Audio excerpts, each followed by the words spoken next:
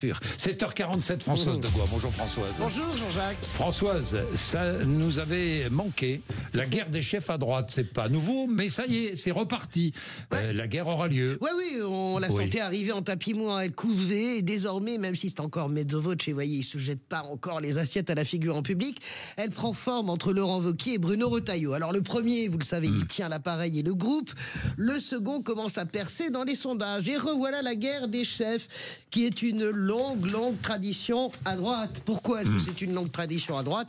Eh bien, tout simplement parce que la droite fait pas mieux que la gauche en la matière. Qu'est-ce qui s'est passé l'autre soir? Eh bien, il s'est passé mardi soir que Laurent Wauquiez et Bruno Retailleau ont dîné ensemble et Laurent Wauquiez a accusé Bruno Retailleau de ne pas jouer le jeu. Bruno Retailleau voudrait bien devenir chef du parti. Wauquiez lui a dit: c'est pas ça le deal du départ, mon cher ami. Le deal, c'est moi, le patron du parti, toi, tu brilles au gouvernement et moi, j'organise le parti pour ma présidentielle. Ça, c'est en sous-titre. Évidemment. Donc là, il y a eu une petite explication de peinture qui est sortie dans la presse, mais je vous le dis, ça revient dans la longue tradition de la guerre des chefs. Est-ce qu'on peut se la refaire là? Allons-y, rembobiner les gens qui nous écoutent. 1995, Chirac-Balladur. Ah oui, ça je l'ai vécu. Ah, oui, je vous raconte une anecdote.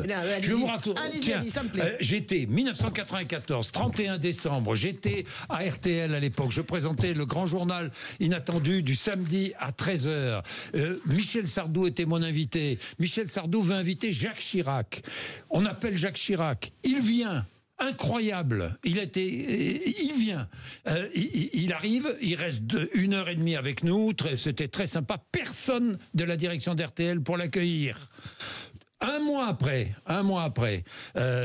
les sondages avaient changé. Ouais, Jacques Chirac remontait. Il revient pour une émission politique. Au bout de la rue, tout le banc et l'arrière-banc de la direction étaient là pour l'accueillir. J'ai connu ça avec Ségolène Royal. Il n'y avait personne pour l'accueillir dans une ancienne radio. Et puis après, en 2006, et tout le monde. Alors, la guerre des chefs, 95, les amis de 30 ans, 2005. 2005, Nicolas Sarkozy et Dominique de Villepin. Le premier répète à qui veut l'entendre qu'il va pendre à un croc de boucher le second. Vous vous souvenez des mots entre Sarkozy et Villepin? Je me souviens. Et puis, vous vous souvenez de cette image délirante à la Bolle lors des universités d'été. Vous avez Dominique de Villepin en statue grecque qui sort de l'eau absolument splendide, avec Nicolas Sarkozy en mitoflé, un peu grassouillé, bedonnant, qui l'attend sur la place. Ça n'empêche pas Sarkozy de gagner en 2007. 2012, le paroxysme, Copé-Fillon, avec la fameuse Cocoé.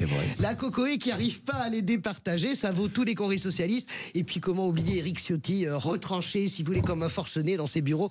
Après le deal avec Marine Le Pen, finalement, Cain, Wauquiez et Abel Retailleau s'inscrivent dans une longue tradition de sport. Qui va gagner? Sur le papier, on aurait tendance à dire Retailleau, vous voyez, il est plus neuf. Retailleau, il est plus neuf, il est frais, il est en pleine conquête, alors que Wauquiez ne décolle toujours pas. Mais avec le recul d'expérience, Jean-Jacques, vous savez, vous et moi, que les cimetières politiques sont remplis de gens qui ont percé avant de disparaître. Wauquiez, lui, il est plus ombrageux, vous voyez, il est plus jaloux, destructeur de tout ce qui pourrait lui faire de l'ombre. Mais Wauquiez, il tient le parti. Et est-ce que je peux me replonger dans les souvenirs en une seconde? Les souvenirs, ça me fait penser à 1979, congrès de Metz. Je vais parler des socialistes, ok? La presse a les yeux de Chimène, comme en ce moment pour Retailleau, pour Michel Rocard. Et Michel Rocard est la star de ce congrès. Et François Mitterrand arrive, et il est accueilli par des militants qui lui crient « Les vieillards à l'hospice ». Tout le monde se dit « Rocard va gagner le congrès ». Mitterrand gagne le congrès et il gagne la présidentielle. N'est pas Mitterrand qui veut non plus. Pardon. Les mécaniques en politique sont les mêmes, donc je me mouille. Je ne défends pas les politiques de François Mitterrand, mais l'homme était quand même au-dessus. C'est pourquoi je dis que Laurent Wauquiez gagnera gagnera le parti, mais pas la présidentielle. Voilà. Bon, nous verrons bien, 7h51. Nos auditeurs sont là. 0826 300 300.